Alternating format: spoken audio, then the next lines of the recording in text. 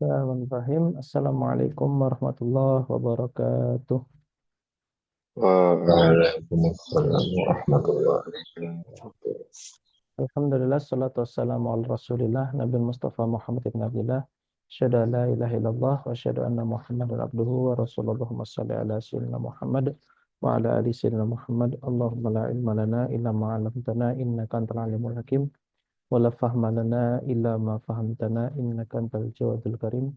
Wala haula wala quwata illa billahil aliyil azim. Allahumma nas'aluka ilman nafi'a wa rizqan thayyibah wa amalan mutaqabbala. Allahumma inna na'udzubika min ilmin la yanfa' wa qalbin la yakhsha wa amalin la yurfa' wa du'ain la yusma'. Allahumma akhrijna min dhulumatil waham wa akrimna binuril fahm waftah alaina bima'rifatil ilm wanshur alaina rahmatak wa zakirna ma nusina ya arhamar rahimin. Alhamdulillahi rabbil alamin. Alhamdulillah, syukur masih diberikan Allah nikmat sehat dan juga nikmat hadir istiqomah sehingga kita masih bisa lagi Allah kumpulkan lagi di sini dalam keadaan yang siap, seger, buger untuk bisa kembali melanjutkan di kajian rutin kita setiap Jumat pagi mengkaji kitab Safinatun Najah fima yajibu ala alal abdi limaulah, karya dari Syekh Al-Alim Al-Fadil Salim Ibnu Samir Al-Hadrami rahimahullah ta'ala rahmatan wasi'ah. Dan kita kemarin sudah sampai di bab syurutu ijza'il hajari fil istinja. Kita kemarin sudah sampai di bab itu. Tapi ada beberapa perihal yang kemarin sempat ketinggalan mengenai tentang baligh, ya. Kita semakin kemarin sepakat bahwasanya baligh itu adalah pertama umur 15 tahun bagi mereka yang laki-laki ataupun perempuan. Itu yang pertama. Artinya di sini balighnya ditandai dengan usia. Yang kedua, ihtilam, ya, mimpi basah di umur 9 tahun bagi zakar dan unsa, anak laki-laki dan anak perempuan. Sedangkan haid di umur 9 menuju 16 hari menuju umur 9 tahun.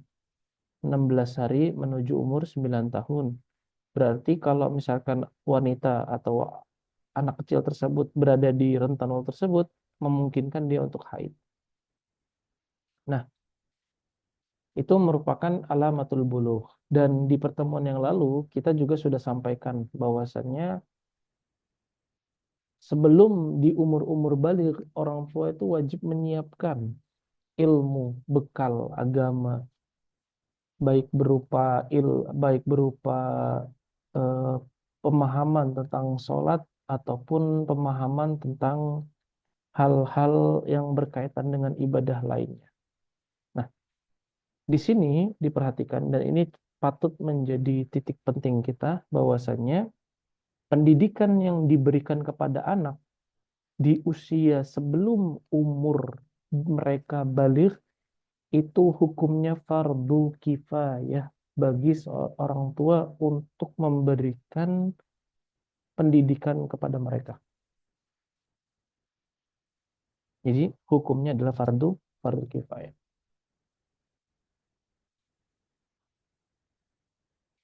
Yang kedua, pengajaran di usia sebelum 7 tahun, kan kita kan dengar usia 9, 7 dan 10 ya.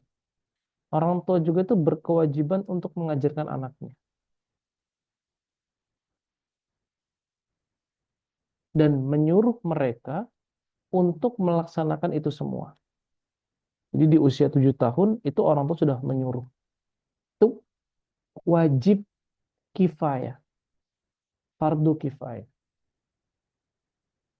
Nah, di umur 10 tahunnya atau menuju 10 tahun, orang tua wajib menyuruh anaknya serta diperkenankan, gitu ya.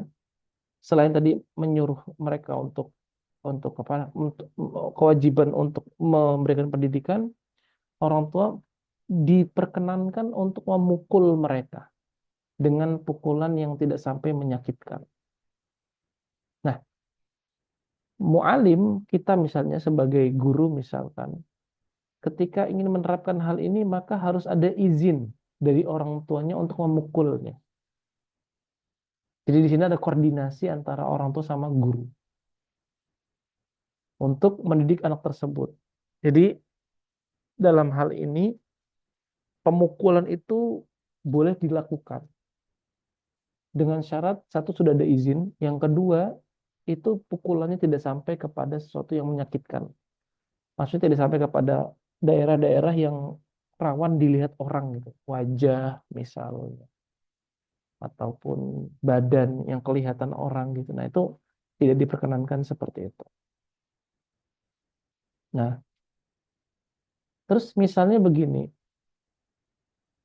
ketika ada orang tua yang menyekolahkan anaknya, tapi nggak mampu untuk menyekolahkannya, kira-kira kefarduannya berpindah ke siapa? Tentu kefarduannya ini akan berpindah kepada negara. Dalam hal ini adalah Baitul Mal.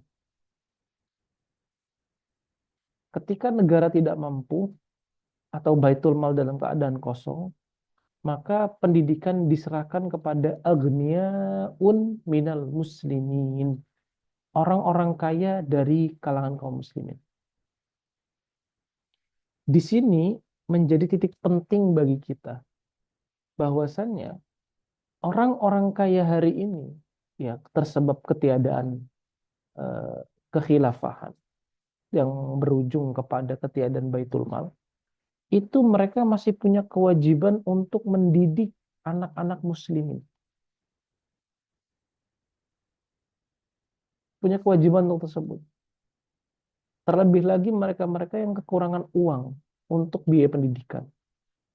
Karena pendidikan ini termasuk salah satu dari dua aspek penyangga kehidupan. Setelah kesehatan ada pendidikan.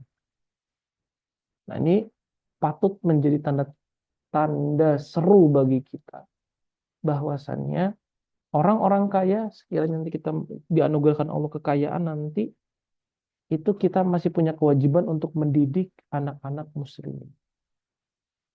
Misalnya kita termasuk orang-orang yang kaya. Itu poin pertama. Poin kedua, pernah dengar kan hadis tentang rufi al-qalam, diangkat pena bagi tiga golongan. Ingat ya, rufi al-qalam an salatin, anin naim hatta yastaiqidho. Diangkat pena bagi tiga golongan. Golongan pertama adalah golongan orang-orang yang tidur sampai mereka bangun. Wa anis sobi hatta yahtalima, dan anak-anak sampai mereka baliغ. Yang ketiga adalah wa anil majnun hatta ya'kila, dan orang-orang yang majnun, orang-orang gila sampai dia waras kembali. Nah, diperhatikan. Kolam yang dia masuk yang dimaksudkan dalam hadis tersebut itu dimaknai, ataupun kolam ya, kolam menurut syarak pena itu yang dimaksud oleh syarak itu ada tiga jenis pena. Pertama disebut sebagai namanya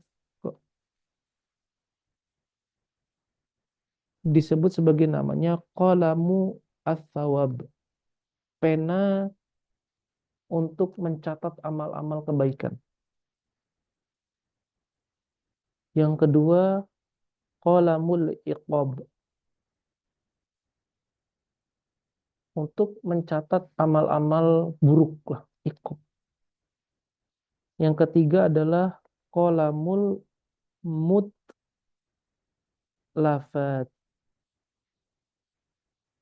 atau kolam untuk pencatatan terhadap sebuah jaminan.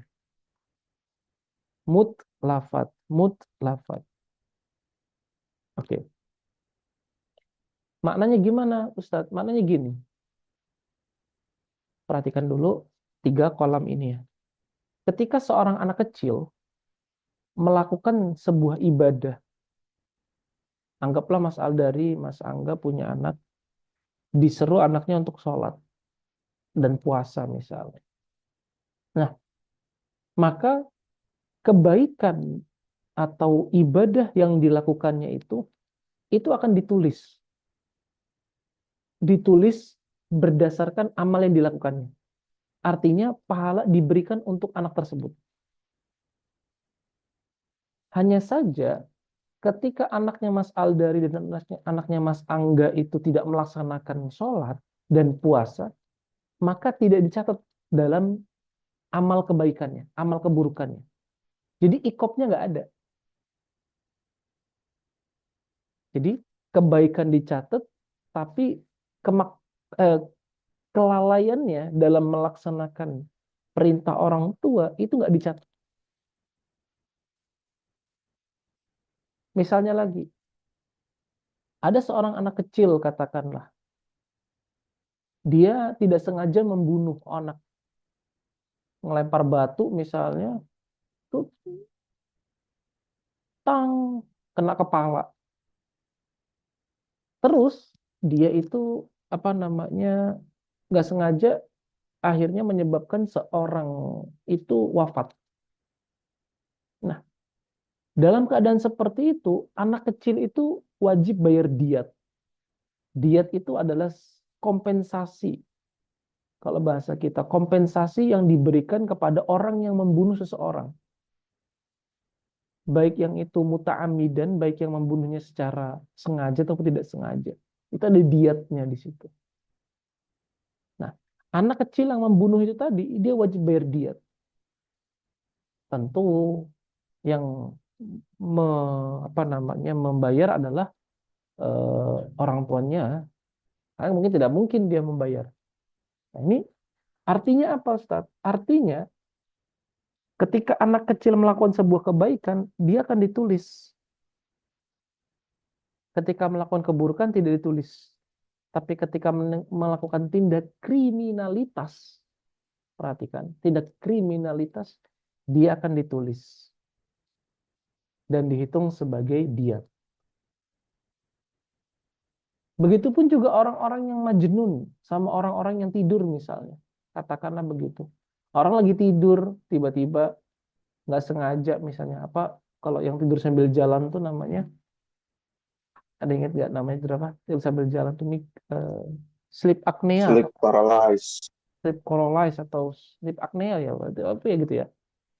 Nah, dia nggak sengaja ngebunuh gitu juga. Nah, itu juga pun dia termasuk orang yang masuk dalam bagian ini. Artinya thawab dan iqab itu nggak ada bagi dia. Dan ketika dia melakukan sebuah tindak kriminalitas, dia akan dibayar diat. Artinya di sini apa, Ustadz? Artinya hukum taklif itu diangkat bagi tiga orang ini. Hanya saja hukum ketika dia melakukan kriminalitas dengan tidak sengaja itu tetap dihitung.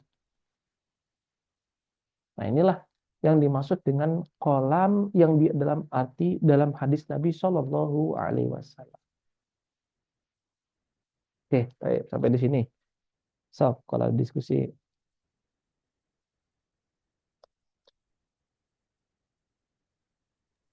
Ustadz, ini apa yang kemarin tuh kan ada dengar tuh gayung itu kan disebut wasilah dari wasilahnya Tahar tuh. Ah, Mm-mm. Jadi yang pas itu selama di Aceh itu ada yang unik juga, mungkin nggak tahu di daerah lain ada atau tidak. Pas berwudu tuh mereka tuh ada bak tuh, bak itu diisi air dan orang-orang itu wudunya tuh langsung nyemplung ke dalam air tuh, Ustaz. ya, Nah itu gimana tuh, Ustaz? Saya pernah boleh, juga tuh kalau nggak salah. Boleh nggak boleh. salah juga. Selama air itu Kalau lebih dari 2 kula. dua pula tuh mana Ustaz indikatornya? Nah, nanti kita di pembahasannya. Jadi 2 kula itu ada volumenya. Jadi 2 kula itu adalah volume. ukuran volume dia. Yang mana intinya air kalau lebih dari 2 kula itu dia aman dari najis dan aman dari segala hal yang merusak air tersebut. Jadi mau kita mandi, mau kita untuk wudhu dan sekaligus itu tetap sah sholatnya atau wudhunya. Karena air itu sudah aman dari najis. Tapi ketika kalau misalnya kan rame-rame tuh, itu kan ngebasuhnya kayaknya orangnya. Iya, jadi gini nanti kemarin mungkin kemarin Mas Al jadi mungkin kemarin juga belum dijawab ya. Jadi gini, air mustakmal, air mustakmal tadi ya, air yang telah dipakai Hmm. untuk wudhu, ketika dikumpulkan sampai 2 kula, dia akan jadi suci lagi. Insya Allah nanti di pembahasan air ntar kita bahas di situ. Jadi air mustakmal kalau dikumpulin sampai 2 kula, dia menjadi suci lagi. Nah itu namanya istihalah, ya kan? Jadi mutohirnya atau sesuatu yang memperkenankan air tersebut bisa digunakan adalah ada istihalah di situ. Adanya perubahan. Seperti kebolehan minum khamr ketika sudah menjadi cuka. Kebolehan makan telur yang sebelumnya telur itu pada hakikatnya adalah apa namanya darah.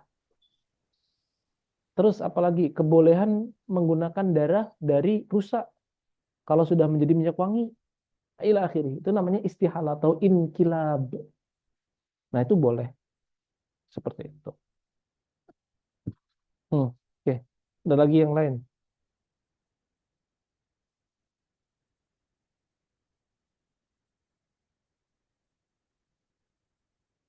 Oke. Sampai di sini bisa difahami? Oke ya. Nah, kita masuk ke bab kita. Oke. Ya, perhatikan dulu masing-masing apa namanya artinya. Ya, faslun pasal syurutu ijza'il hajari fil istinja. Syarat-syarat diperkenankannya batu untuk istinja. Syarat-syarat diperkenankannya batu untuk istinja.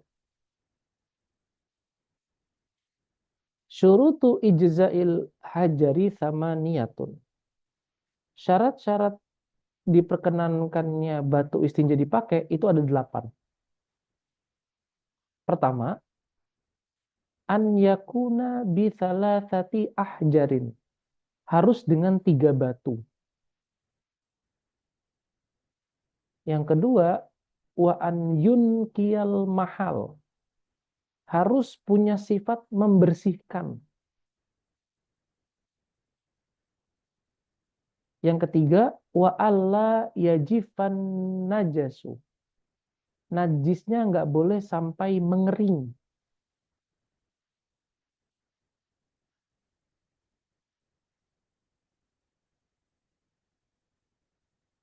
Yang ketiga, wa alla yantakilah. Najisnya tidak boleh sampai berpindah.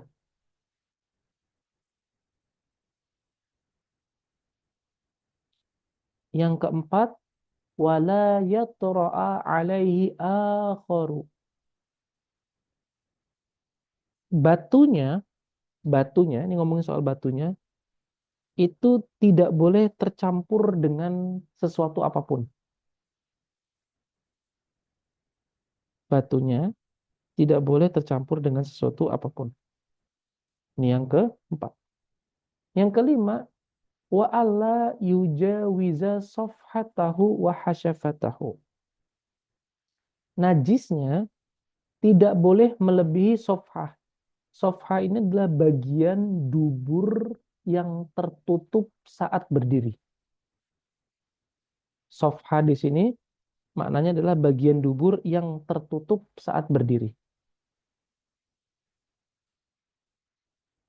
Wa hasyafatahu, dan hasyafahnya juga. Artinya hasyafah itu adalah kepala zakar. Kepala kemaluan itu namanya hasyafah. Jadi Najisnya nggak boleh melebar sampai melebihi bagian dubur yang tertutup dan kepala zakar. Yang ke berapa nih? Yang ke-6, yang ketujuh. Wala yusibahu ma. Tidak boleh tercampur dengan air. Yang ke-8, wa an takuna al ahjaru tahiratan. Batunya harus dalam keadaan suci. Oke, coba dari sini. Ada yang ketinggalan dalam memaknai sebelum kita pretel satu persatu?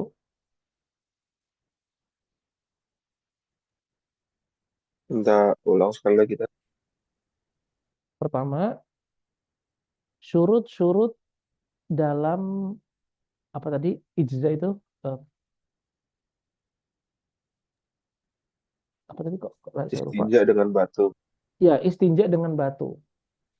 Pertama, harus dengan 3 batu. Yang kedua, harus punya sifat membersihkan si batu tersebut. Wa an yunqiya itu ternyata harus punya sifat membersihkan. Yang ketiga, wa alla yajifan najas. Najisnya itu nggak boleh sampai mengering. Yang kelima, wala yantakilah. Najisnya itu juga nggak boleh sampai berpindah. Yang keempat, wala yatra'a alaihi akharu. Batunya itu nggak boleh sampai tercampur dengan apapun. Yang kelima, yang keenam, tuh 2, 3, 4, 5, 6, ya. Yang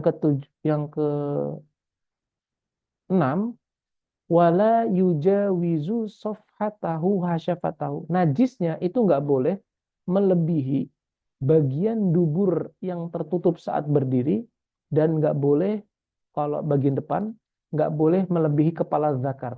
Najisnya nggak boleh melebihi kepala zakar. Yang ketujuh, tidak boleh tercampur dengan air.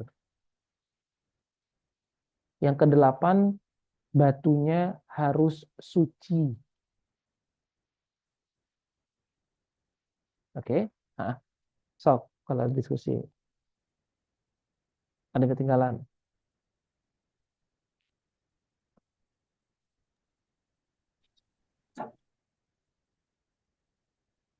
Oke? Yuk, cukup? San? Udah? Yang 78 tadi tidak tercampur air Hmm. sama Yang kedelapan, batunya harus suci.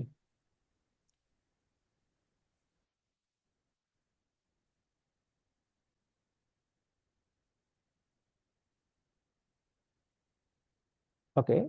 Sudah? Nah, yuk, baik. Kita pretel satu persatu. Pertama, di sini ada kalimat syurut. Syurut dalam bahasa Arab itu kita katakan begini. Ma yalzamu min adamihil adam wala yalzamu min wujudihil wujudun wala adamun lidzati. Intinya begini.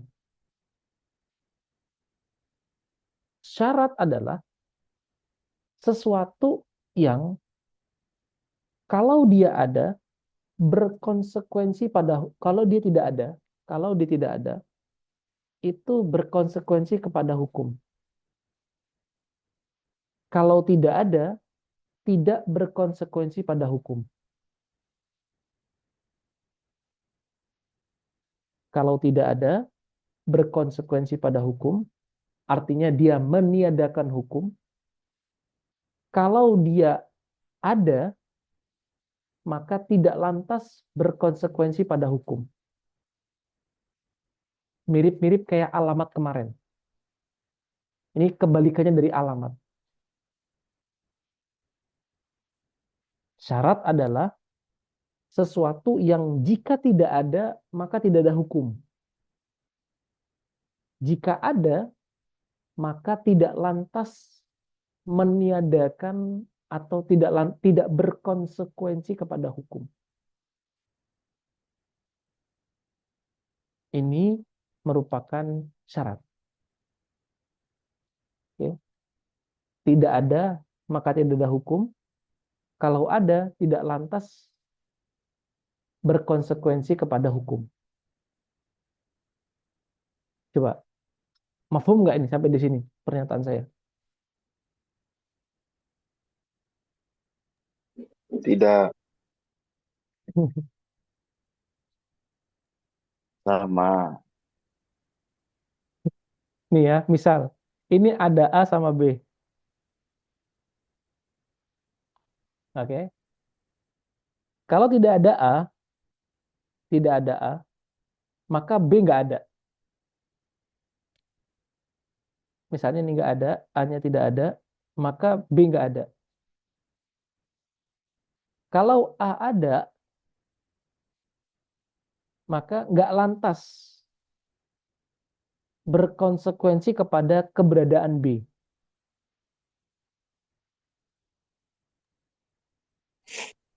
Contoh saat misalnya Tat. Contoh, wudhu. Wudhu syarat dari sholat kan? Ya enggak. Ya, Oke. Ketiadaan wudhu meniadakan sholat. Nggak mungkin dong orang sholat nggak pakai wudhu. ya, Baik. Orang yang punya wudhu, apakah lantas dia selalu sholat? enggak. Enggak. Berarti ketiadaan wudhu meniadakan sholat, keberadaan wudhu tidak lantas berkonsekuensi kepada kewajiban sholat. Oh, Nah, oke, baru. mafhum. Alhamdulillah. Alhamdulillah. Gimana, San? Mafhum, mafhum. Oke, ini syarat. Ini syarat. Nah, berarti kedelapan ini harus ada. Kalau tidak ada, berarti nggak boleh istinja pakai batu. Gitu ya. Berarti ini wajibun ada, harus ada. Oke. Oke. Hajar di sini, hajar itu nggak harus batu, nggak harus batu. Tapi selama memenuhi kriteria yang ini, kriteria-kriteria ini, artinya dia itu harus sesuatu yang, oh gini, gini. Batu yang di sini, yang dimaksud di dalam sini adalah sesuatu yang dia itu jamit, yang dia itu padat. Yang kedua, dia itu harus tohir, harus suci.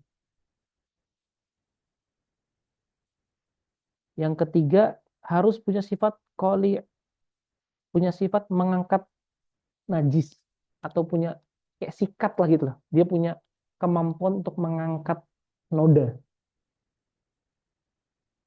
Yang kelima, dia harus goiru muhtaromin. Dia dari sesuatu yang apa ya, sesuatu yang nggak muhtaram, sesuatu yang nggak diihtiramkan gitu. Kalau misalkan kayak Enggak kitab, diharamkan. bukan ihtiram itu maknanya sesuatu yang dimuliakan. Misalnya kitab itu adalah sesuatu yang dimuliakan, maka meskipun dia jamid, tohir dan qoli, kitab itu nggak boleh dipakai untuk istinja. Kenapa? Karena dia sesuatu yang muhtaram, sesuatu yang dimuliakan. Oke, coba. Misalnya lagi, plastik bisa dipakai nggak untuk istinja? Masuk nggak ke dalam empat hal ini? Bisa Emang dia jamid, dia sesuatu yang padat. Plastik padat, padat. Oke, bersih nggak dia? Suci nggak dia? suci, Suci. Dia koli nggak? Dia punya kemampuan untuk mengangkat nggak? punya, Jawabannya enggak. Oh, licin apa? Iya, nggak punya Oh, kemampuan dia. oh iya, iya. Oke, misalnya lagi tulang manusia, boleh dipakai nggak untuk ini hajar nggak dia? Jamit, iya. Tohir, iya. Koli, iya. Tapi muhtaram dia. Karena tulang manusia, hidup dan matinya manusia itu suci semua. Sesuatu yang diihtiram. Oh, Makanan misalnya. Boleh nggak? Nggak boleh. Berarti apa dong Tat yang masuk Tat? Tisu masuk. Tisu jamit, ya. Bersih, iya. oh, Punya sifat mengangkat, iya. Goiru muhtaram, iya. Tisu boleh dipakai.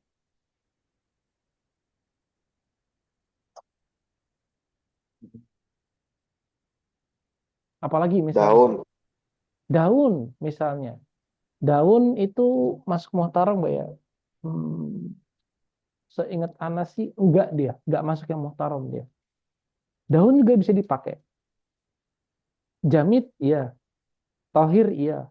Punya sifat mengangkat, iya. Goiru muhtaram, iya. Nanti ada kriterianya. Makanan jin itu nggak boleh dipakai untuk apa bersuci.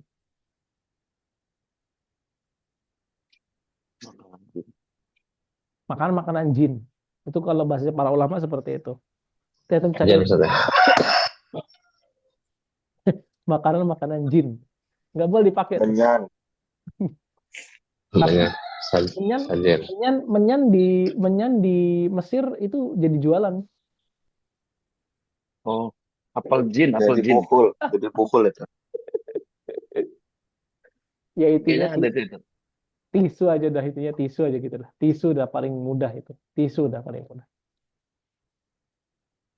Oke ya, tisu. Oke, taib. Tadi goiru apa tadi? Goiru mo. Taromin, muhtaromin. Muhtaromin. Oke, hak ya. Hmm. Jadi hajar di sini tuh nggak mesti batu, bisa yang lain. Taib. Oke, deh ya. Oke. Berarti syarat-syarat diperkenankannya menggunakan batu untuk istinja itu ada 8. Oke. Yuk, kita preteli satu persatu.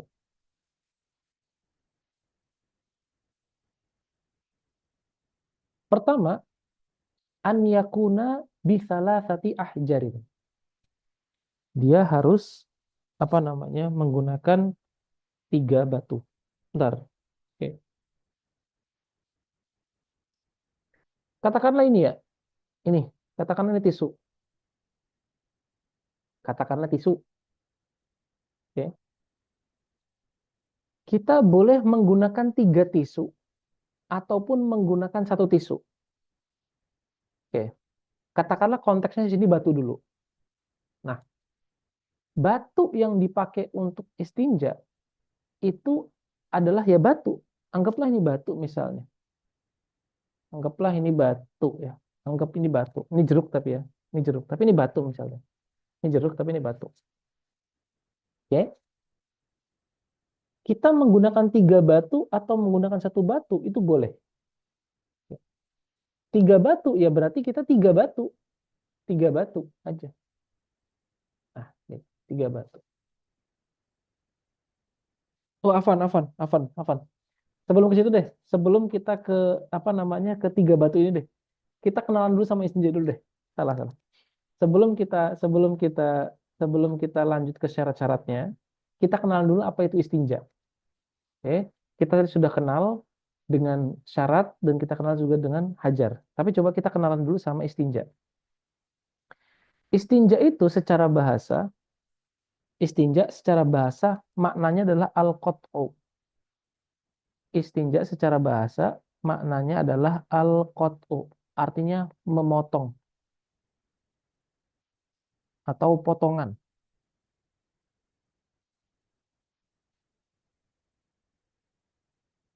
Oke. Istinja secara bahasa maknanya adalah al-qat'u.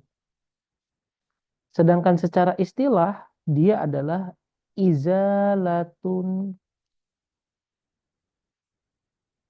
al-kharij. Menghilangkan sesuatu yang keluar. Izalatul kharij. An-najas. An-najis.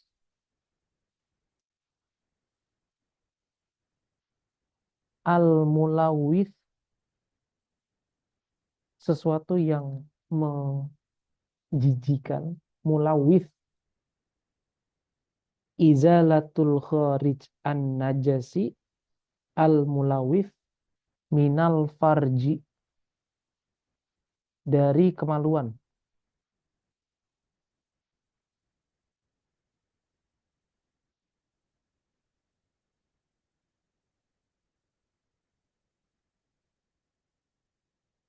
Najis yang keluar dari kemaluan yang diangkat dari farji. Jadi proses menghilangkan najis yang menjijikan yang keluar dari kemaluan diangkat dari farjinya manusia, dari kemaluannya manusia, bimain dengan air atau hajarin atau dengan batu.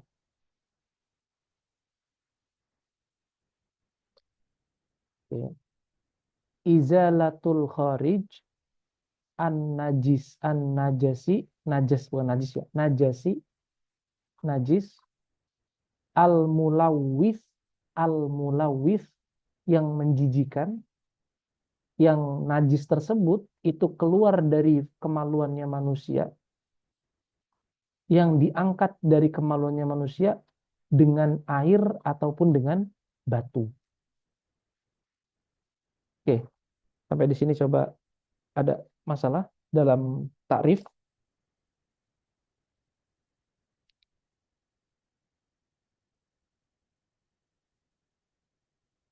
Ada masalah? San? Aman tak?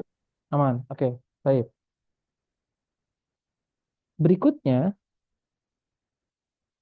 sebelum itu, ini dulu kita coba pakai ini yang lain.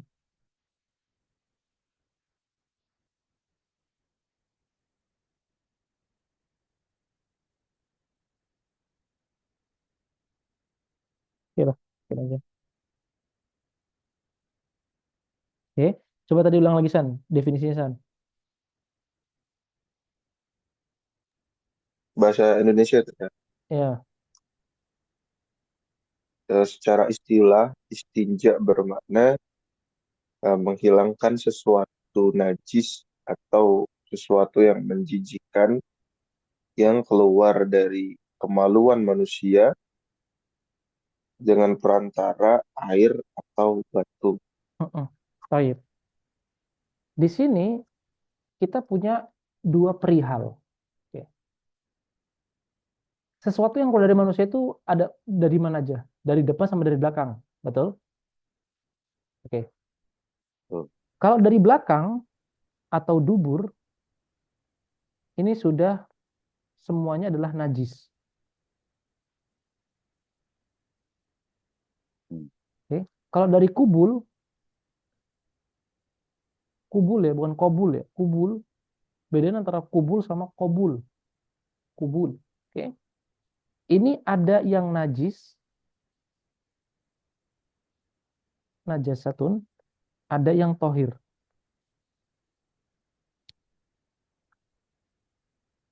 Ada yang tohir. Oke. Sesuatu yang keluar dari depan itu ada tiga macam. Pertama ada air seni atau baul. Najis dia.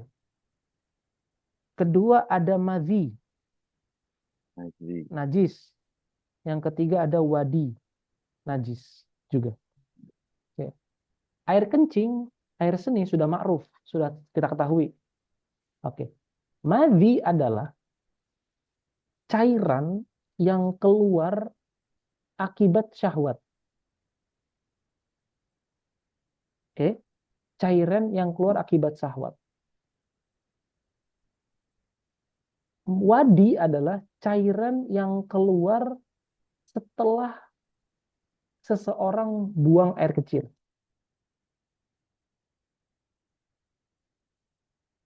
Oke. Nah, ini sebagai pengetahuan ya. Jadi, ketika seseorang itu jima, berhubungan bersenggama dengan istrinya, sejatinya dia itu sedang mengeluarkan madhi. Betul? Karena dia mengeluarkan, jadi madhi itu adalah sesuatu yang keluar sebelum keluarnya mani. Nah, berarti orang yang bersenggama itu sedang memasukkan najis dong, Ustaz? Jawabannya iya. Akan tetapi para ulama bilang begini, meskipun, jadi gini, madhi yang keluar dari kemaluan manusia, yang itu keluar saat mereka bersenggama, itu dimaafkan. Kenapa? Karena ketidakmemungkinkannya dipisahkan antara madhi dan mani. Jadi meskipun laki-laki itu memberikan, mohon maaf ya, najis kepada perempuan, itu dimaafkan najisnya. Akan tapi kalau di luar senggama, maka madhi tetap dihitung najis. Misalnya seseorang melihat video porno seperti itu. Terus keluar cairan. Nah, itu adalah cairan disebut namanya madhi. Sedangkan cairan yang keempat, yang ini tergolong tohir adalah mani. Mani itu tohir, suci dia. Makanya kalau misalkan nanti suami istri itu melakukan hubungan suami istri seperti itu, dan dia azl itu dalam artian itu dia mengeluarkan mani nggak pada tempatnya, ataupun mengeluarkan mani nggak pada perempuan, tapi di luar dari perempuan, maka maninya itu suci, tinggal dikerik aja. Kalau misalkan dia tertempel di bantal, tertempel di kasur, tinggal dikerik aja, karena mani itu tohir, suci dia.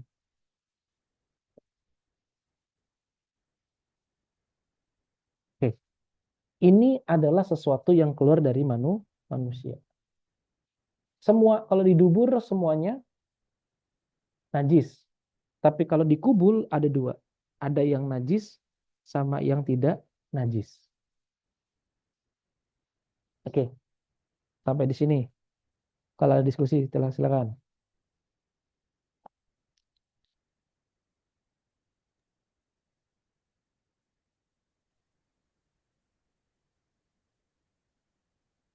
Kamu mas tahu mas? Eh, Pertanyaannya bersifat pribadi banget ya, Ustaz. Japri. Japri. Aneh keluar Zoom dulu.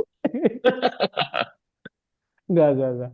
Ini pengetahuan juga antum harus tahu. Jadi antum nanti Eh, pinter gitu loh. Kan nggak harus yang sudah juga.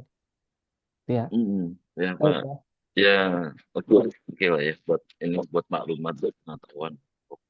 Ah, Itu biasanya ketika jima itu ah. berhubungan, eh wadi ini, madhi ini apakah cairan yang pertama kali keluar itu, atau yang eh Oke, perbedaan lah ya, yang ke perbedaan antara iya. itu.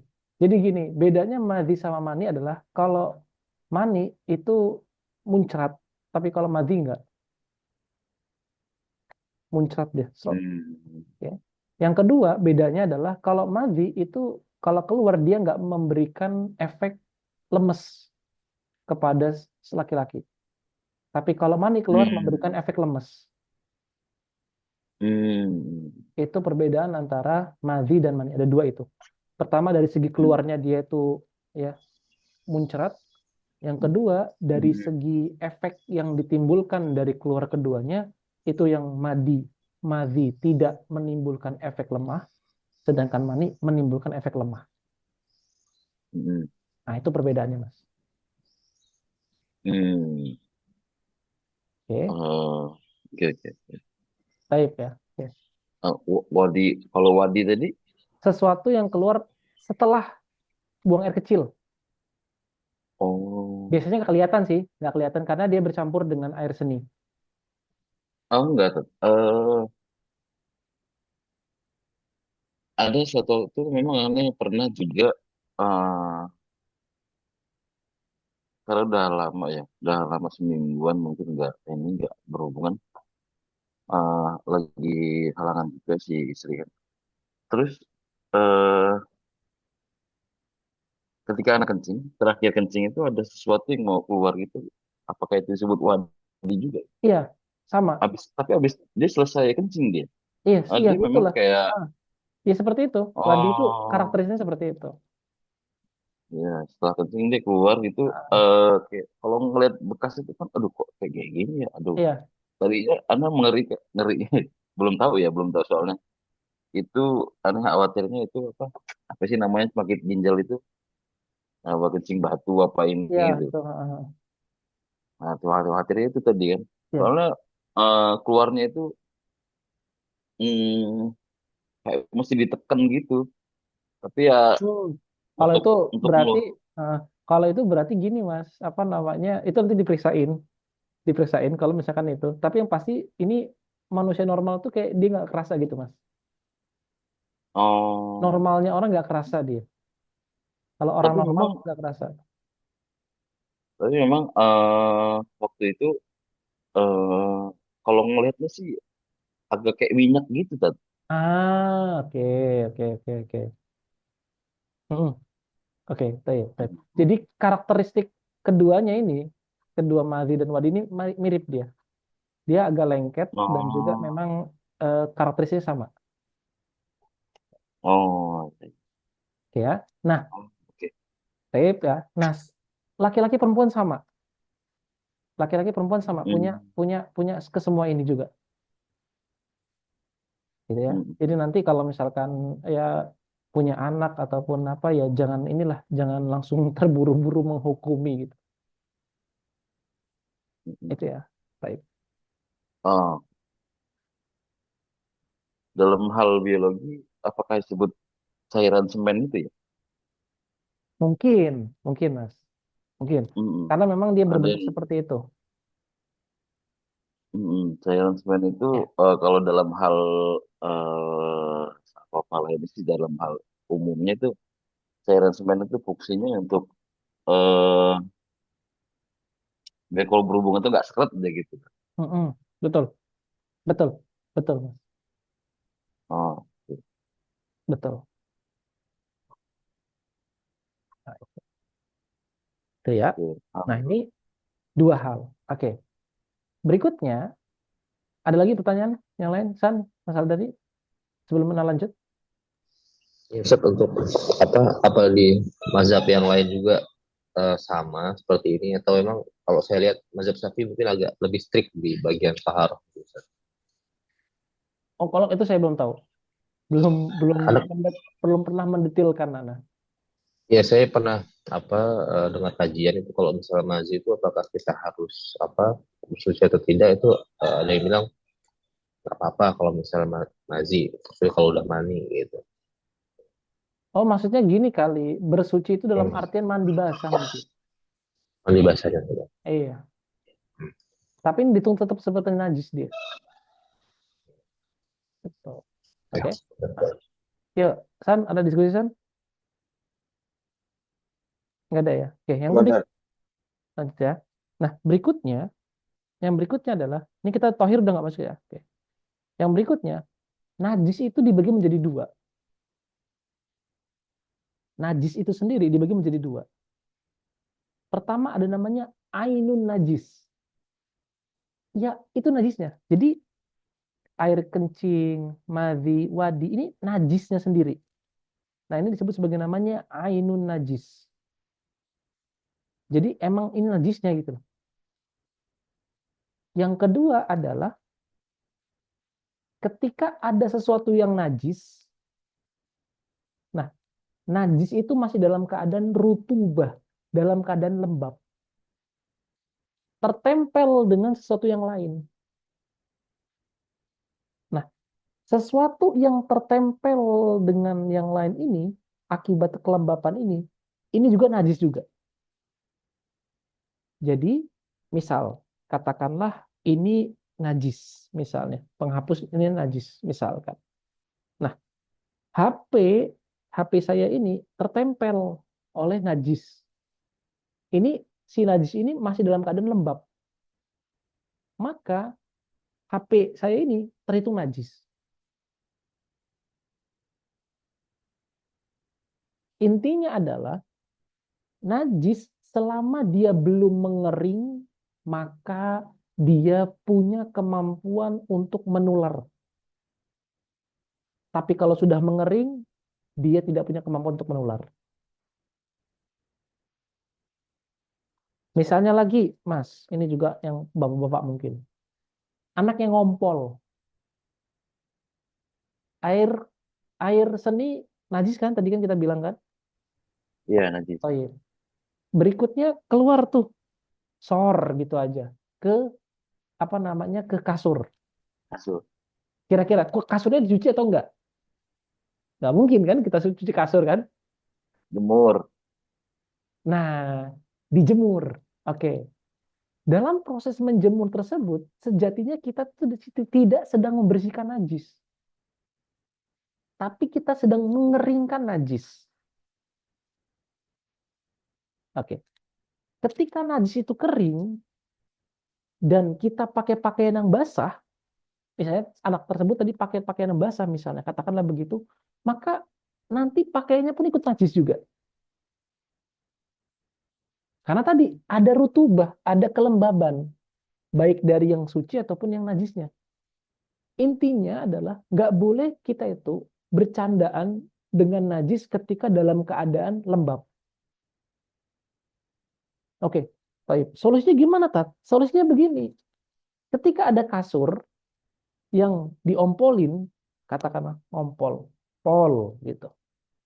Kita keringkan, kita harus pakai lapisan atas. Ya spring bed lah, ya apa namanya? Apa? Apa sih istilahnya tuh? Spray. Spray, spray, ya spray lah, ya perlak lah, ila akhirih. Yang spray, perlak, dan yang lainnya itu suci juga. Nah, itu kita tutupi si najis itu. Nah, itu sudah kita bisa pakai untuk tidur dan najis tidak akan pernah berpindah. Jadi kalau membersihkan, tinggal kita tinggal bersihin spray atau kita tinggal bersihin perlaknya aja. Nah, ini berlaku untuk seluruh hal. Misalnya sholat Jumat, sholat Idul Fitri misalnya. Kita kan nggak tahu orang kencing di lapangan atau tidak. Ya kan? Tiba-tiba kan sholat Idul Fitri misalnya masih lembab. Ya udah kita pasang gelar aja tikar. Nah, kita sholat di situ. Sah kok sholat kita di situ. Makanya kenapa orang tua kita dulu kalau misalkan mau duduk itu ada alasnya dulu supaya itu tadi memastikan bahwasanya kita tidak terkena najis. Mafhum ya sampai sini ya. Jadi najis itu ada ainun najis yang memang dia itu merupakan sumbernya najis. Yang ketiga adalah ada yang sesuatu yang terkena najis akibat rutubah. Jadi asyai lah. Jadi sesuatu yang terkena najis yang mana perantaranya adalah rutubah, lembab. Baik dari segi sesuatu tersebut ataupun dari najisnya sendiri. Jadi kelembaban itu menjadi perantara dari berpindahnya najis.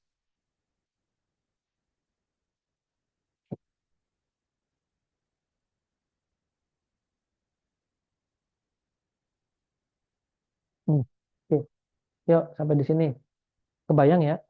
Jadi nanti jangan sampai kita ini terpusingkan. Wah, gara-gara nggak tahu ilmunya, akhirnya kita menganggap semuanya najis harus dicuci. Nah, jangan begitu. Jadi dengan tahu ini, insya Allah kita akan lebih pandai dalam menyikapi najis ini.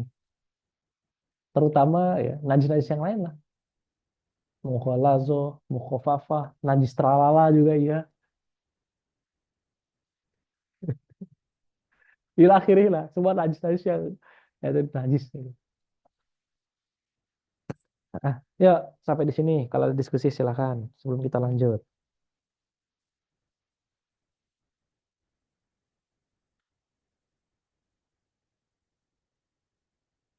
Insya Allah nanti kalau Permasalahan ah, gimana? itu tuh permasalahan kayak kencing misalnya anak ngompol saat itu harus dikeringkan saja atau memang ada yang diciptakan air gitu. Nah, itu nanti insya Allah nanti di babnya ya. Tapi gini, Hmm. insya Allah itu ada di babnya. Ada dibahas di sini. Intinya gini, kalau misal najis itu kan kita klasifikasikan menjadi najis yang besar, najis yang sedang, dan najis mukhafafah. Nah, itu nanti cara pembersihan juga beda-beda. Gitu aja. Nanti di babnya insya Allah. Di babnya.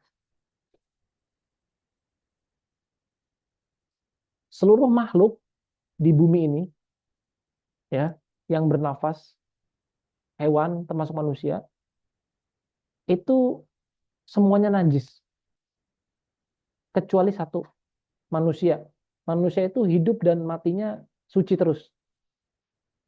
Yang kedua, ikan. Ikan itu apa namanya hidup dan matinya juga suci. Yang ketiga, belalang. Belalang itu suci, hidup dan matinya. Yang keempat, kulit yang disamak. Jadi ada bangkai, bangkai hewan. Kulitnya disamak. Nah, kulitnya itu suci. Selain itu, semuanya najis.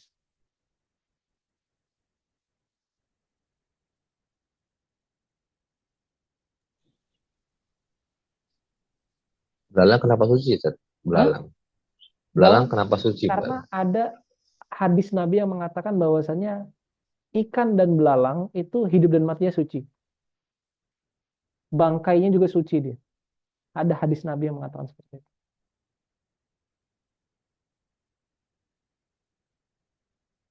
Nanti insya Allah di bab najis kita akan lebih detailkan lagi mengenai mana najis-najis yang dimaafkan, mana najis-najis yang tidak dimaafkan, dan klasifikasi masing-masing dari najis tersebut.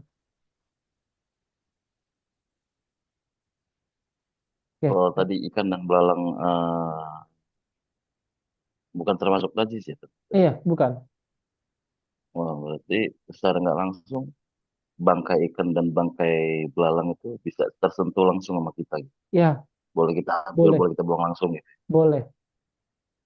Terus yang kelima, oh ya, Hmm. saya lupa. Yang kelima adalah hewan-hewan yang dipotong secara syar'i. Itu juga bangkainya Oh, bangkainya juga halal bagi kita. oh, Misalnya kita motong hewan kurban, itu suci. oh. Dari Ayam. ah, ah, ayam juga ya. Dari ujung rambut sampai ujung kakinya itu halal bagi kita. Suci bagi kita. Karena dia dipotong dengan cara yang syar'i. Berarti tinggal dibersihin aja, Tat. Misalnya kena darah. Betul, betul, betul. Hmm. Kecuali bagian-bagian yang diharamkan ya. Semisal darah itu kan bagian diharamkan tuh. Nah itu nggak boleh dikonsumsi itu. Nggak boleh kita Ah, mengonsumsi darah hewan kurban tuh nggak boleh. Kan sekarang tuh, kalau Anda pernah dengar bahwasanya sekarang tuh jualan darah ayam itu laku. Itu haram itu, haram. Meskipun dia itu dipotong dengan cara syar'i, tapi darahnya sendiri itu karena dia itu merupakan ainun najas. Jadi dia harus disucikan itu. Berarti kalau kena kita, tinggal kita Di, bersuci juga. iya, Atau kita harus bersihin aja, bersih, sih gitu loh. Tapi kita di istinja saja gitu ya. istinja saja, pakai air. Nggak boleh kita konsumsi darah itu nggak boleh.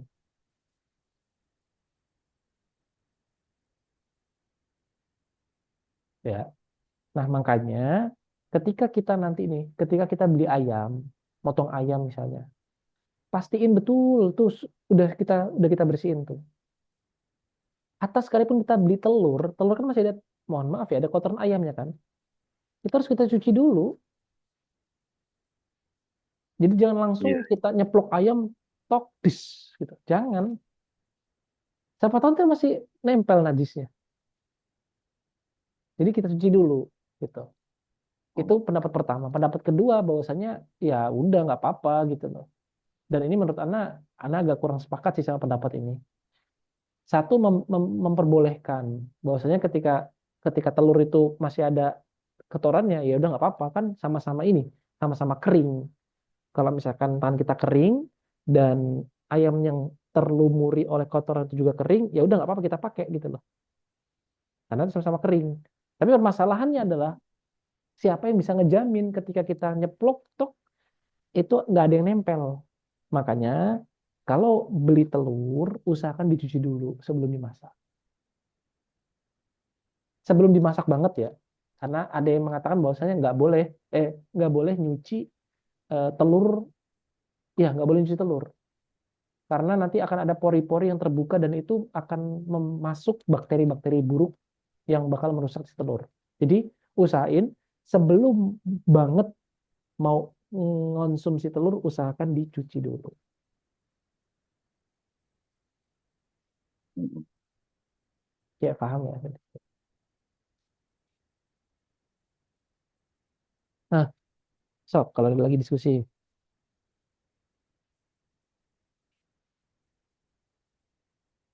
Gimana yang orang jualan ayam-ayam tiren itu, ya kita kan nggak tahu ya, Tete. Ya, namanya kita nggak tahu tadi. Ya. Ayamnya tiren ataupun atau enggak juga. Apa, banyak tuh yang khawatir aja sih ya, khawatir tuh yang sate murah-murah tuh. Ini lagi banyak kayaknya sate murah-murah di Bandar Lampung. 10.000 pakai lontong, itu pakai 10 tusuk. lontong. Dulu Gimana? saat Fikri pas 212 makannya ikan terus bang. Namanya itu menjaga. Karena kita nggak tahu orang itu menyembelihnya gimana. Nah, itu terlalu tasadut sih, San. Itu waktu itu fase di mana fase masih ini, masih asobianya kuat itu. Antum keren banget dulu. Jadi gini aja, Batal uduk lagi. jadi gini aja. Jadi pertama kita harus husnuzon yang pasti. Harus husnuzon sama semua orang.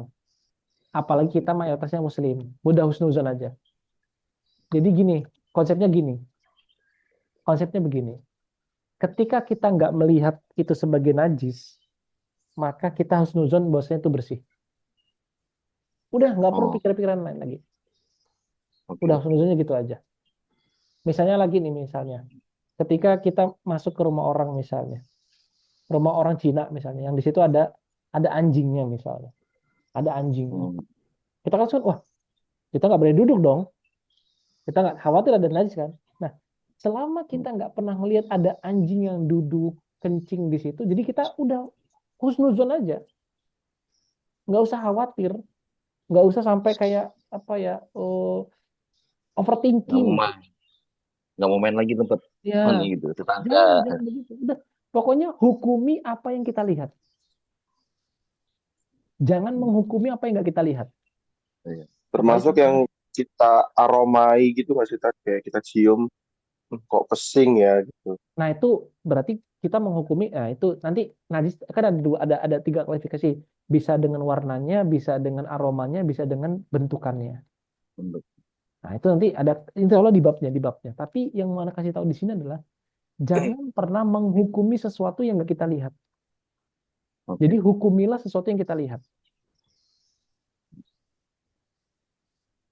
Nah, Tat nanya Tat, hmm, kan tadi manusia itu kan suci kan, dari ya, lahir sampai dia meninggal. heeh. Tapi entah antum sudah dapat maklumat atau belum ya, ada satu golongan yang apa merasa bahwasanya sesama manusia itu najis. Makanya ketika ada orang bertamu, ada orang ini, itu setelah bertamu langsung dibersihkan tempatnya, langsung disucikan tempatnya. Itu Oh, gimana itu? Nggak Ini gini. bukannya provokatif ya, tapi nah itu pandangannya gimana secara hmm. gitu. Jadi gini tadi Anda bilang, ketika antum nggak melihat orang itu bersentuhan sama najis, udah antum itu husnuzon aja, udah husnuzon aja. Dia tuh suci lahir batin kok. Orang Allah sendiri yang jamin kok. Walaqad karomnal banil Adam kata Allah begitu. dan telah kami muliakan Bani Adam. Di sini artinya para ulama bilang hidup dan matinya manusia itu tohir, suci. Manusia loh. Nggak bilang kafir ataupun muslim. Manusia. Jadi udah pandangannya kalau misalkan ada yang kayak gitu, sudah biarin aja. Udah. Nah, Dia yang overthinking, ya udah silakan overthinking lah dengan pemahaman antum gitu. Kalau gue mah sorry. Capek sendiri. Iya. Ada orang bertamu ngepel. Capek sendiri. Udah. Husnuzon aja sama semua orang. ya, Ketika ya kalau seuzon juga bahaya ya. iyalah, udahlah seuzon dosa, kita juga repot. Iya. Itulah ya. Oke. Allah jaminannya Allah bukan jaminannya bukan orang-orang. Allah yang langsung jamin Bani Adam itu lahir sampai matinya itu adalah tohir, bersih, suci. Nah ini banyak orang yang nggak notice di sini. Padahal di sini paling krusial loh bahas masalah najis ini. Tapi ya Allah alam lah. Biarinlah orang-orang itulah yang berkecimpung dengan najisnya itu sendiri. Ada lagi diskusi, silakan. Ini apa mengenai sekarang kan kepraktisan makanan kayak ayam tuh banyak yang frozen segala macam. Oke. Ada memang ada sertifikasi halal, tapi ada suatu kasus di mana saya punya kawan lah. Mungkin ini nggak tahu di Indonesia juga sama atau tidak. Di Australia itu dia kerja di pemotongan hewan halal kan seperti sapi ya, banyak sapi. Tapi di stasiun kerjanya itu dia campur tuh dengan yang B2 kadang. Tapi itu halal juga gitu loh. Itu case Australia. Tapi kalau misalnya di Indonesia mungkin nggak tahu nih, kayak ayam itu kan karena masif sekali, kita nggak tahu dia betul-betul sembelih dengan nama Allah atau memang langsung kayak tebas kayak di pabrik kan banyak tuh. Itu gimana Ustaz? Oke, Mengenai ini. itu. Pertama untuk yang pertama tadi, ketika memang udah tadi, kita husnuzon aja. Ketika memang sudah jualannya jualan halal, udah ya husnuzon aja. Itu Karena Mas. ada sertifikasi halal, Mas. Ya, selama kita nggak ngelihat Mas dan kita yakin dengan hal tersebut, udah itu halal. Jadi jangan overthinking gitu loh. Santai aja. Sama hal. Yang kedua, kalau di Indonesia sebenarnya dengan cap dia muslim itu sudah dia punya legitimasi untuk menyembelih. Udah, sembelih aja. Ya, kalau nggak salah juga nih, yang pernah dengar juga, semoga nih nggak salah. Seorang muslim ketika menyembelih dan dia itu nggak mengucap nama Allah, cuman sembelih gitu aja, itu sudah sah sembelihannya. Gitu. Dan lebih afdal memang Bismillahirrahmanirrahim. Tapi dengan dia menyembelih aja udah sah itu Mas. Nah itu. Nah makanya Anda bilang tadi ke Ihsan, striknya Anda tuh di situ karena Anda nggak tahu bahwasanya ada pendapat yang mengatakan bahwasanya seorang muslim saja nggak menyebut nama Allah tapi langsung sembelih aja itu udah sah sembelihannya. Nah, pertanyaannya gini, apakah ahli kitab itu apa namanya? Kan ahli kitab kan sembelihnya boleh halal bagi kita kan? Apakah nyebut Allah? Sementara sembelihannya halal. Nah, itulah yang mungkin bisa menjadi bahan pertimbangan kita. Bahwasanya udah kita husnuzon aja selama kita tahu dia itu muslim, udah mau nyembelihnya, udah sembelihannya udah pasti syar'i lah. Gitu aja. Husnuzonnya gitu. Makanya kalau sering Kecuali babi yang nah itu. Makanya sering ada guyonan gini. Tukang ayam itu pembunuh bayaran mereka. Terus mereka Bismillahirrahmanirrahim. Dok, dok, dok, dok, dok, dok gitu. Langsung. Askusnya langsung trok, trok, trok. Ila akhirnya.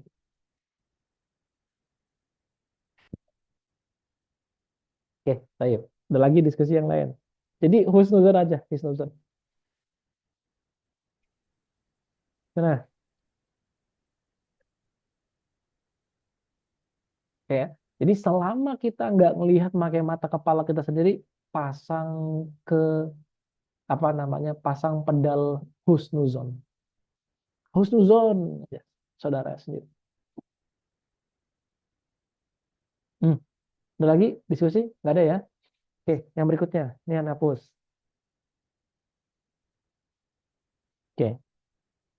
Balik lagi ke istinja tadi. Oke. istinja itu, istinja dengan batu, jadi najis itu ada dua. Najis itu ada yang apa namanya? Najisnya hilang, najisnya hilang. Ada yang bekasnya gini-gini. Najis itu ada dua fase lah ya. Pertama, ainun najisnya sendiri. Jadi najisnya itu sendiri. Yang kedua adalah athar najis.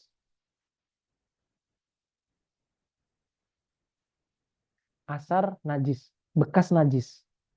Oke, perhatikan Mas Angga, Ihsan, dan Mas Aldari. Ketika seseorang itu membersihkan menggunakan air,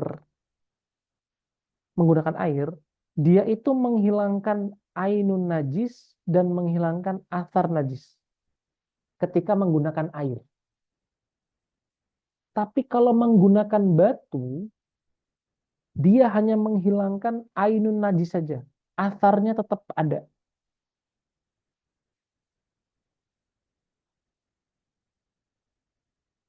Kalau dengan air, oke, dia hanya menghilangkan ainun najis, tapi tidak menghilangkan athar najis.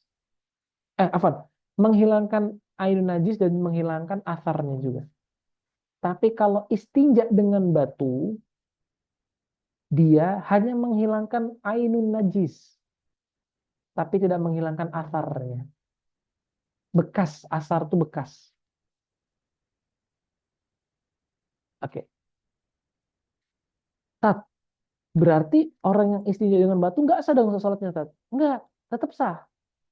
Maka disebut oleh para ulama, itu disebut sebagai namanya yang mutahhir, sesuatu yang membersihkan tapi mukhaffaf. Ya hanya sebatas sebagai ini aja, sebagai mempermudah pekerjaan aja ketika tidak ada air. Jadi istinja dengan batu itu adalah mutahhir mukhaffaf. Artinya apa? Artinya dia itu menghilangkan ainun najis tapi tidak menghilangkan asar dari najis tersebut. Dan hilangnya najis itu memperbolehkan dia untuk sholat. Nah, makanya disebut sebagai namanya mukhaffaf. Atau mukhaffif lah, boleh juga bilang kayak gitu. Mukhaffif.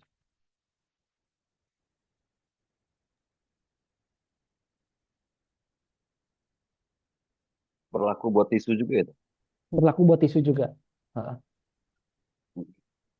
Ya, tisu itu hanya menghilangkan ainun najis, tapi tidak menghilangkan asar najis. Hmm.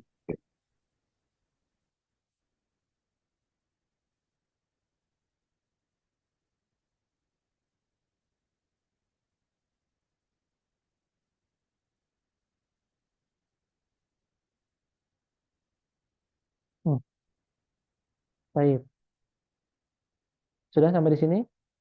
Oke, berikutnya adalah hukum istinja.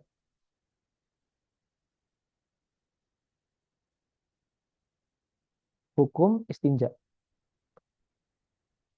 Ahkam al-istinja. Oke, pertama, istinja itu menjadi wajib.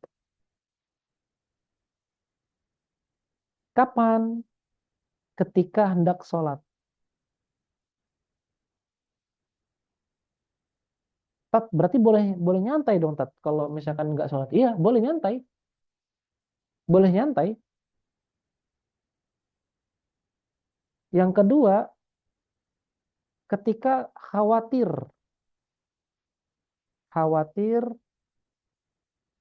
menodai yang lain.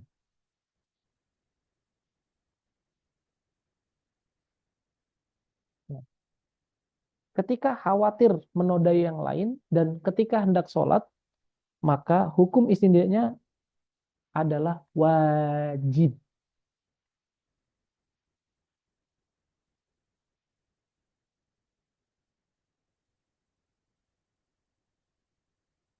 Baik. Oke, sudah sampai sini. Oke.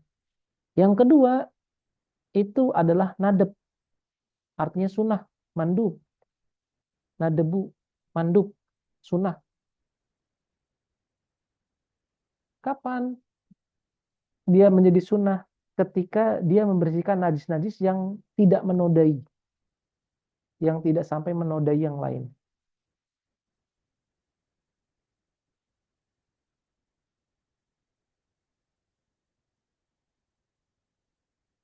Najis yang keluar dari eh, kemaluan manusia, tapi tidak sampai menodai yang lain, tuh hukumnya adalah sunnah membersihkannya.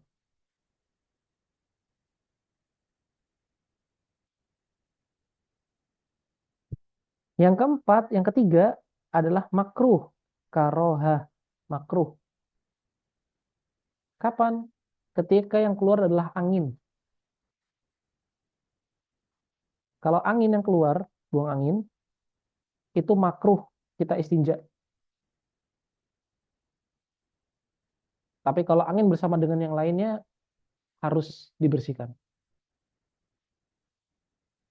Jadi makruh kalau misalkan kita istinja, kalau cuman kentut aja, makruh, buang angin.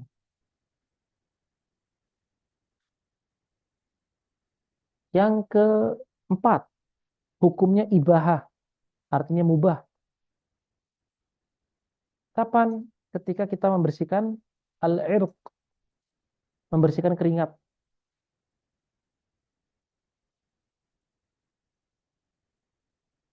Itu mubah, keringat dari depan atau belakang. Yang kelima, ini haram, al-hurmah. Ketika kapan? Kita istinja dengan air maling, air gosok, ataupun dengan batu gosok. Dengan sesuatu yang hasil dari gosok. Gosok itu eh, secara maknanya adalah dia menggunakan sesuatu tanpa izin si yang punya. Itu namanya gosok. Jadi akan menjadi haram ketika bersuci menggunakan sesuatu dari hasil gosok. Itu haram.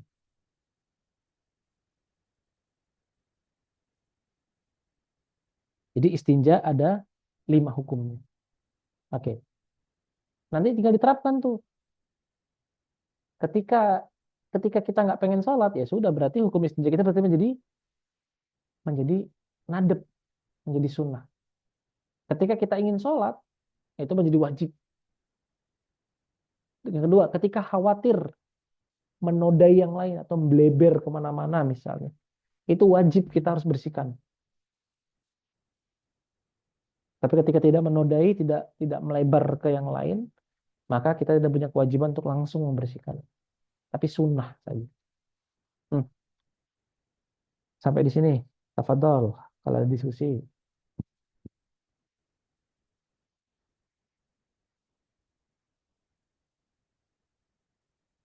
Wajib, mubah, sunnah, makruh, mubah, haram.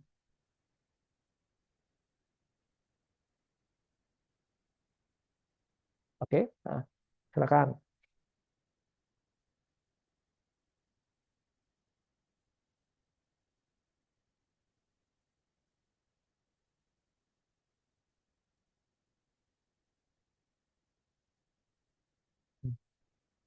Ada diskusi? Nggak ada ya? Oke. Baik. Hapus ya. Yuk. Berikutnya adalah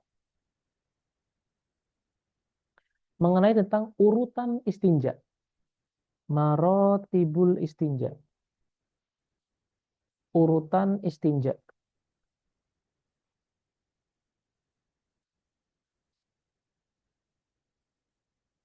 Pertama, ada yang al-jam'u, menggabungkan bainal ma wal hajar. Menggabungkan antara air dan juga batu. Al-jam'u bainal ma'i wal hajari.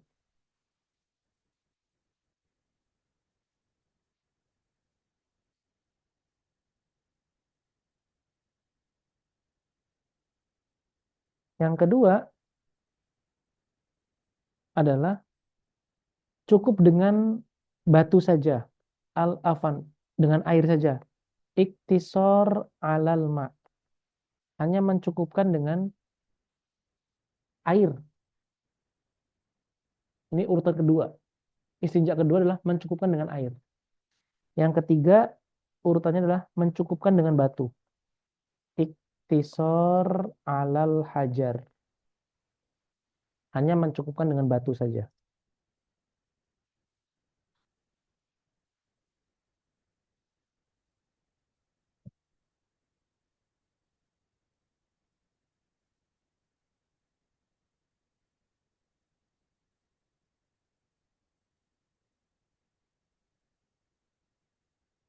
Oke. Tafadhol. Eh, ada yang ketinggalan?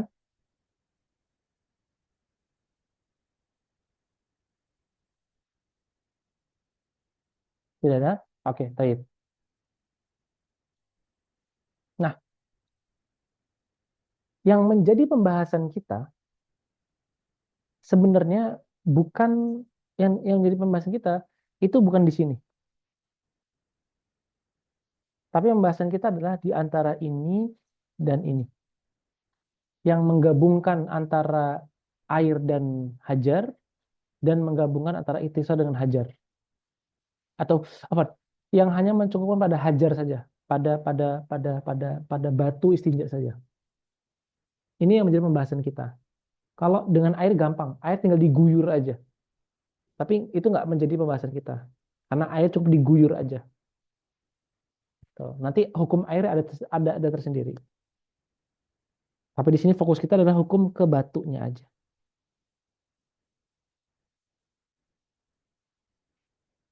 Baik ya. Oke. Yang pertama, dan ini menjadi apa penutup bagi pertemuan hari ini. Jadi,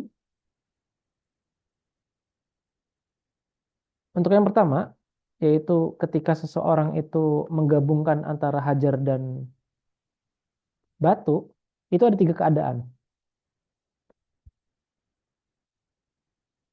Ada tiga keadaan. Keadaan pertama, dia dia menggunakan batu dulu, terus yang kedua diikuti air kedua. Ini yang afdol. Batu nomor pertama, air nomor kedua. Nah, ini yang disyariatkan.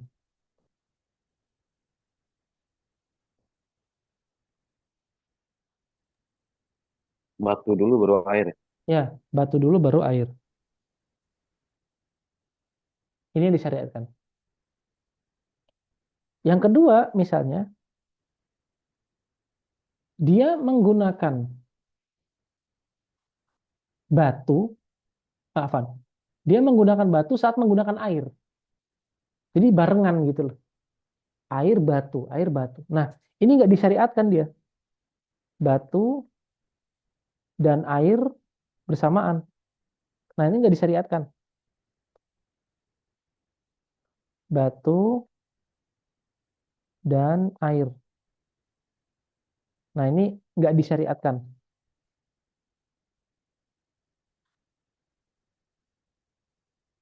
Oke. Terus misalnya lagi, yang kedua, ketika seseorang itu menggunakan air untuk istinja, terus menggunakan batu kedua. Nah, ini juga nggak disyariatkan.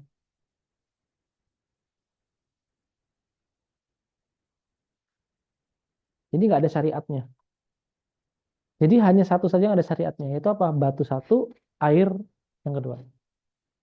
Sedangkan dua kasus yang berikutnya, yaitu ketika bersamaan antara air dan batu dan air, atau air dulu atau baru batu, maka ini adalah yang tidak disyariatkan.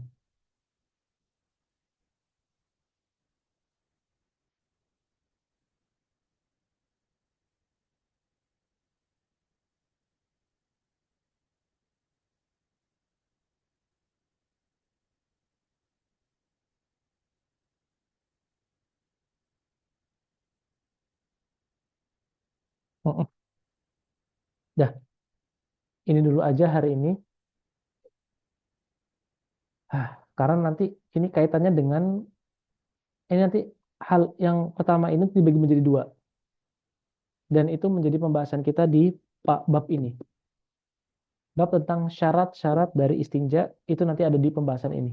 Pembahasan tentang batu satu, air dua yang disyariatkan ini. Nah, sesuatu yang disyariatkan ini yang nanti akan menjadi pembahasan inti kita. Oke.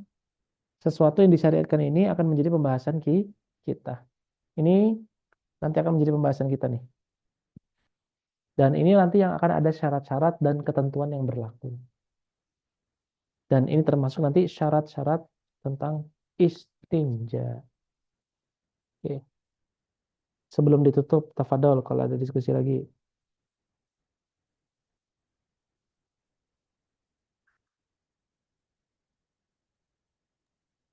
Allah cukup, Tat. Cukup ya. Oke. Barakallah li walakum. Kurang lebihnya mohon maaf dan pada Allah mohon ampun. Kita cukupkan dalam lafaz hamdalah. Alhamdulillahirabbil Alhamdulillah Rabbil alamin. Alamin. Dan dakwah nulis subhanakallahumma bihamdika Subhanakallahumma asyhadu an la bihamdika, ilaha illa asyhadu an la astaghfiruka wa atubu ilaik. ilaha illa Wa anta, sallallahu ala sayyidina Muhammad wa ala sayyidina Muhammad. Wassalamualaikum warahmatullahi wabarakatuh. Waalaikumsalam warahmatullahi wabarakatuh.